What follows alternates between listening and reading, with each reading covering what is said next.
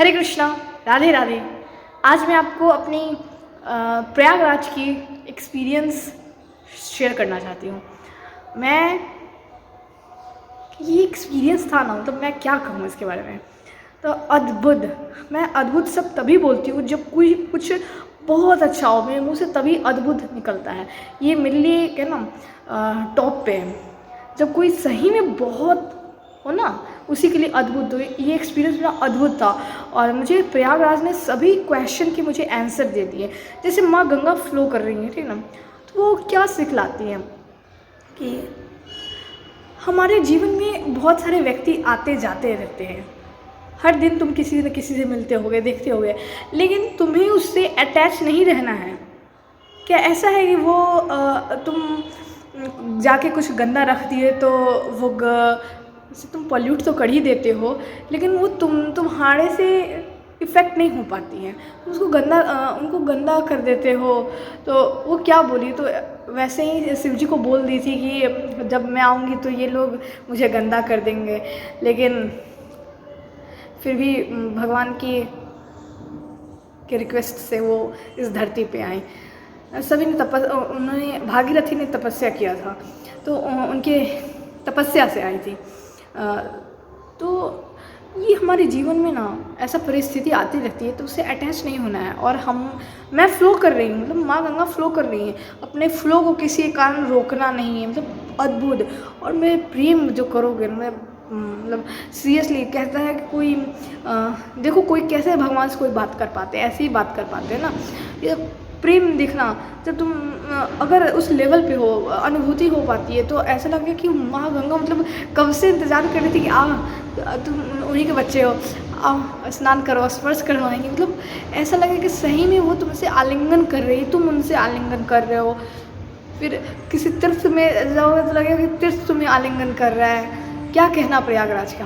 तो सभी क्वेश्चन के आंसर मिल गया मुझे। जैसे मैं पहले कितनी बार बोल चुकी हूँ कि मैं सोचती थी कि मैं कैसे जाऊँगी, तो मैं अपने आप को उस लायक नहीं मानती थी कि हाँ मैं नहीं, इसका मतलब मैं उस लायक नहीं हूँ। इसलिए मुझे ज़्यादा से ज़्यादा भगवान पे ध्यान लगाना पड़ेगा, तभी उनकी इच्छा हुई तो कहीं भी बुला लेंगे। तो उसके लिए अपने पे ध्यान दूँगी कि अभी मैं उस लायक नहीं हूँ। लेकिन फिर देखो भगवान ने टेस्ट ही लिया, परीक्षा ही ली, क्योंकि स्टार्टिंग से बहुत दिन हो गए थे कुंभ को लगे हुए, लेकिन मैं नहीं गई। तो फिर मैं छोड़ दी ये बात को सोचना कि क्या छोड़ दी थी इस बात को सोचने की। मैं बस यही समझी थी कि मैं उस लायक नहीं हूँ। और इसके बाद मुझे अपने पे ध्यान देना कि हाँ, अगर कुछ कर्म अच्छे कर्म होंगे तभी कोई जा पाता है ना। तो इसके बाद हमने सोची कि कमी मेरे अंदर है, सो आगे से ध्यान रखो, भगवान का और जप करो ताकि भगवान बुलाए। इसके लिए तुमको डिमांड करने की आवश्यकता नहीं कि मुझे बुलाइए। मैंने उनसे भी नहीं बोला, मैं बस सोची थी, मैं भगवान से प्रार्थना नहीं की, क्योंकि भगवान को मालूम है ना कि मुझे क्या चाहिए, वो सब कुछ जानते हैं ना। तो इसलिए मैं भगवान पर छोड़ दी कि उनकी इच्छा पे। भगवान वही करते हैं ना जो हमारे लिए अच्छा होता है। तो वो परीक्षा भी ले रहे थे, लेकिन मैं उनसे प्रार्थना की, बस मैं अपने आप में सोच रही थी, मैं अपने ही अंदर कमी देख रही थी। तो ऑल ऑफ सडन सब कुछ हो जाता है, प्लानिंग हो जाती है और लोग चले भी जाते हैं और ट्रैफिक भी नहीं लगता है। इससे ज़्यादा क्या कहना। और हमारी पार्किंग सबसे लास्ट में होती है, नज़दीक। वहाँ से उतरने के बाद कुंभ नगरी प्रयागराज, मतलब जहाँ पे कुंभ लगा हुआ है, पूरा अंदर प्रवेश हो जाता है। हाँ, उसके बाद चलना तो बहुत पड़ता है, स्नान करने के लिए बहुत चलना पड़ता है, लेकिन मतलब बहुत जल्दी हम लोग की हो गई थी। तो मतलब बहुत अच्छा एक्सपीरियंस था। इसलिए कहते हैं प्रेम प्रेम भगवान से करना चाहिए। और फिर वहाँ जाके संतों का दर्शन, दुर्लभ दर्शन है सीरियसली।